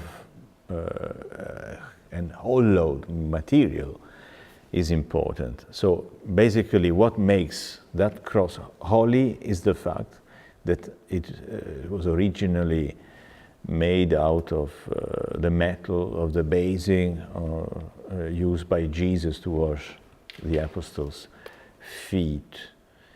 And perhaps there may be an attempt at explaining why a relic was given another shape, because this is the point. In one of the pilgrims who says that it was shaped as a cross in order to bath it into the waters of the Gulf of Antalya during a storm by Saint Helena. So probably it was a way of giving this relic a shape which was connected with the Holy Empress who had recovered the Holy Cross. It's a sort of, round thinking, because there are some privileged forms, in this case the cross, which in some way enhance the holiness attributed to the materiality of the object. But, well, I wouldn't go further in this direction.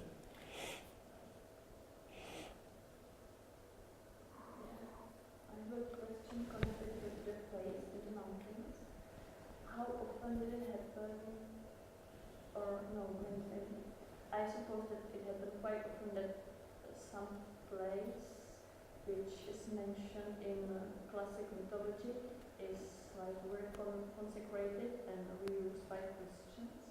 But how often is it mentioned in these itineraries, in rhetoric, this classic mythology place, and some Christian event, let's say?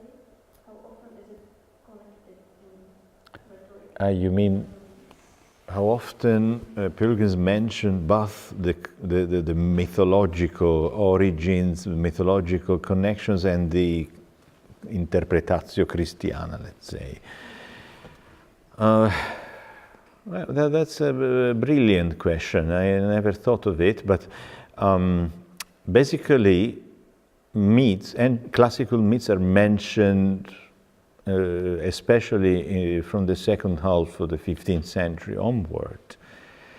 And if I think of some pilgrims such as Antonio da Crema, he mentions only the mythical connection of sites, and he separates completely such descriptions from the listing of relics along the sea route to the Holy Land, which he makes in an appendix. So it's not part of the Travelogue itself, but it's something he adds at the end for the use of readers. But basically he's more interested in classical myths, and there is no attempt at mixing these two perspectives. But formerly, I have to say, perhaps as we saw Giacomo da Verona, but also other peoples, they recognized the antiquity of the sites, but they reinterpreted them in their connection with Christian antiquity. So this is the turning point, so to say. Everything which is ancient has to be connected with the period, with the era of apostolic mission throughout the Mediterranean, or either with the period of martyrs or the persecutions of people. So we will see a specimen, an example tomorrow, when speaking of Alexandria. Over there are many ruins of the old Hellenistic city, and they were regularly associated with Saint Catherine. So because this was obviously the most important, eminent martyr from that area, and also a very ancient one. So it's everything is reinterpreted in the sense of Christian antiquity. Only later pilgrims who had an antiquarian approach started including precise references to old myths. Yeah. So I have just one easy question. You were speaking on this allocation of holy lands on these sites.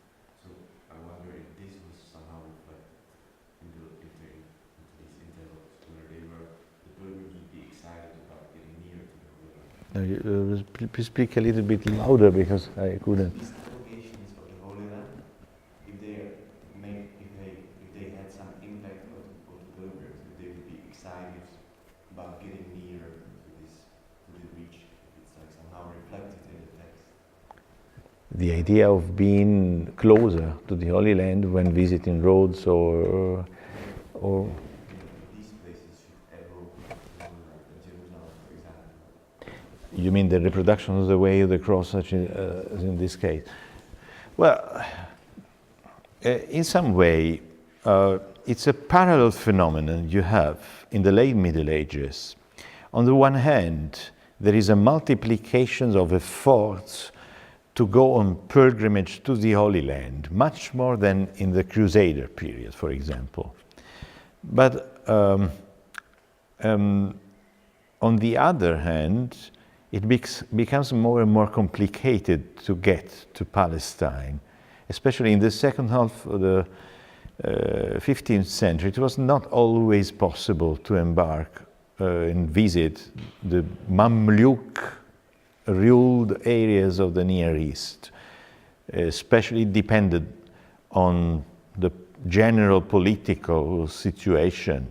If there were wars or, fightings or whatever, or if the economic situation was worsening or whatever, there could be many obstacles to reaching the Holy Land. of political and economic order. So at the same time, there is a tendency to develop alternative forms of pilgrimages which do not really take place in the traditional form, but are considered to be possible in places other than the Holy Land. So this starts in the 14th century. It is the practice of accompanying meditation and prayer with, let's say, kinetic devotions. So a Tuscan text from the late 14th century states that, makes a list of the most important holy sites in Palestine and says that everybody can do this pilgrimage even without going to Palestine and even without going outside his or her own room, private room. So you can even just make a circuit in your bedroom and if you say prayers at the correct distance, which should correspond to the distances between the holy sites of Jerusalem, you will earn perhaps not the same indulgence, not the same spiritual advantage, but something which is close to it. This has also to be connected with the association of indulgences to the holy sites. This is something which is established already in some way. There are some attempts at associating each site with precise indulgences still in the 13th century, in the late 13th century. But it becomes something commonplace only with the establishment of the Custodia di Terra Santa by the Franciscans in the 1340s. And from that moment onward, the friars establish a sort of hierarchical order of each holy site. In some places you can earn a plenary indulgence, in some others you will earn only 7 years and 7 quarantines, so that is periods of 40 days. And this sort of comptabilité, accountability or economic approach, let's say, quantitative approach to the Jerusalem holy topography makes its replication much more logical, in the sense that in order to have a surrogate Jerusalem, you should simply reproduce distances from one holy site and the other, and associate an indulgence which is not obviously the same as that in the Holy Land, but something which may be comparable.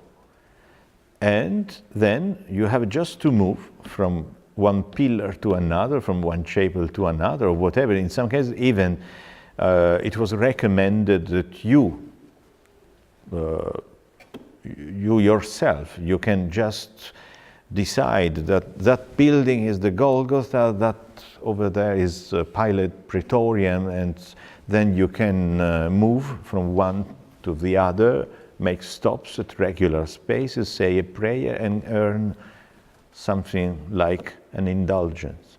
So it becomes a very common practice, and in some places, especially the earliest examples are from Germany and Switzerland, there are devotions to the 7 pillars, for example, because the number of sites associated with the Passion, and more specifically with the way of the cross, may change according to local traditions. But for example, you decide you have 7 pillars, you put a cross over them, and then you start the practice of going from one to the other each day, and this will be Obviously, you have to accompany it with prayers, but in any case, this corresponds more or less to the pilgrim's path in Jerusalem.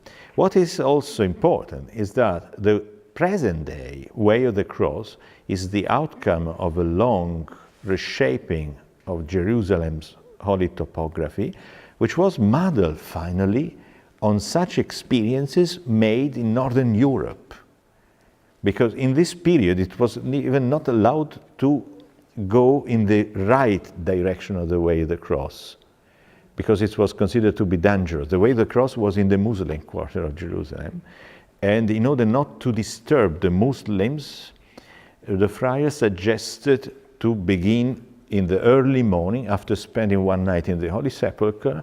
So the first light, they exited the church and they went through the Way of the Cross in the opposite way, not that made by Christ, but in the opposite way. So it was only in this surrogate way of the cross that you could really experience or reproduce Christ's path towards Golgotha. So I hope I answered, but that could be the subject of a series of classes, I think.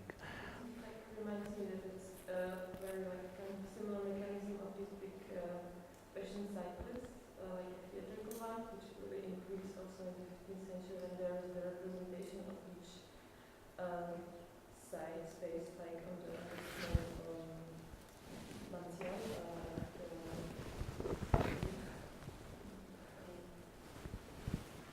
like it's a kind of car, or they are like, they are like close to each other, and the audience can decide where to go first, like to go there or something, and there's like a theatrical representation. So you also like make your own pilgrimage through these big stages, because usually it took place on some kind of big square or something.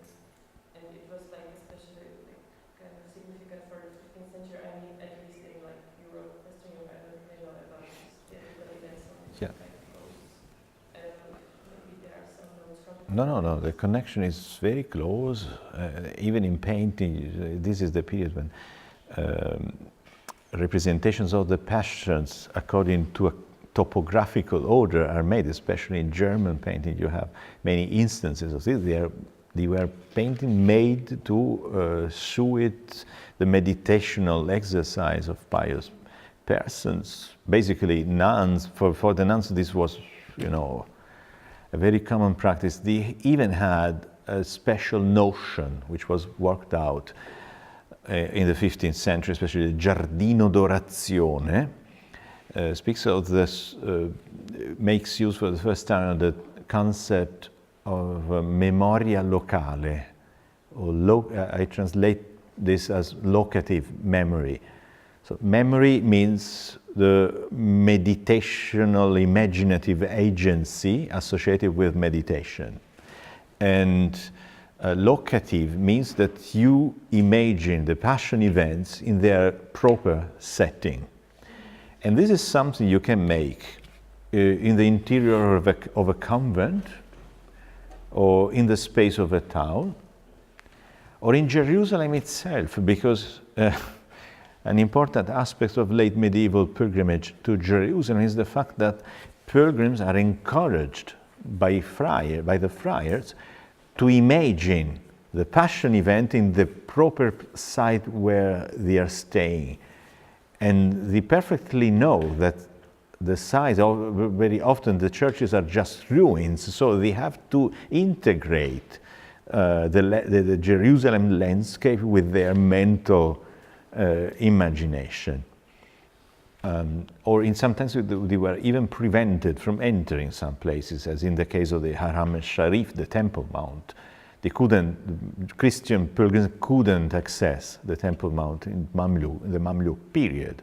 So even in that case, they had to work out imaginative patterns while looking at the sites. Normally they went up to the Mount of Olives, they looked at the Temple Mount, and they got the indulgences in the very moment when they directed their look, in the very moment when they glanced at the site and imagined the events having taken place there.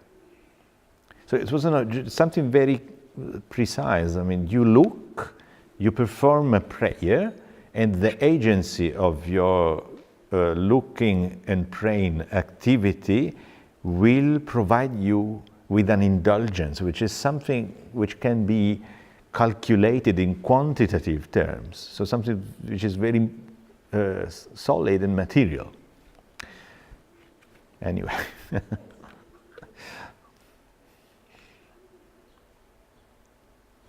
Okay.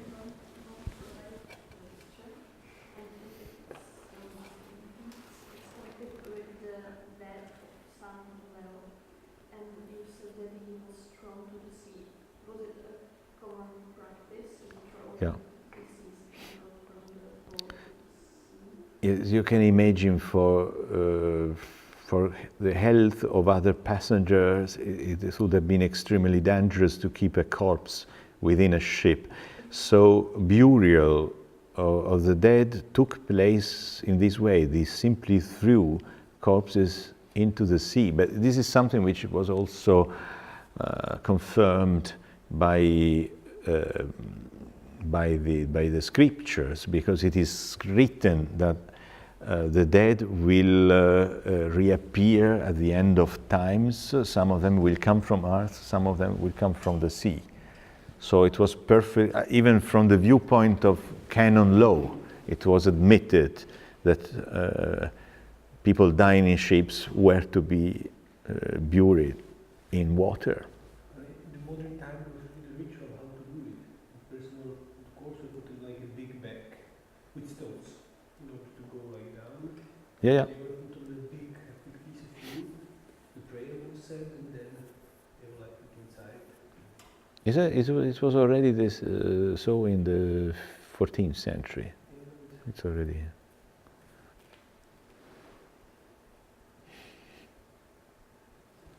One just for the conclusions, but thank you, Michele. And so we'll proceed after with Martin, but in the beginning the lecture was like imagined at 5 because we were supposed to have some thinking after, which will not be held anymore.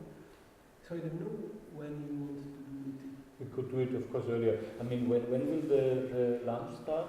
Lunch is almost ready. Okay. So we have to go. Like 15 minutes ready for sure. We just want to do for the other potatoes. So let's say we have lunch at 1. We could. I still have some things to finish and to polish. So I mean, let's say 1 the lunch, 3:30 the lecture. Okay. Yeah. Okay. Okay. So I will just announce publicly that Romania will get a new boyfriend. You will have a new boyfriend. Because someone is already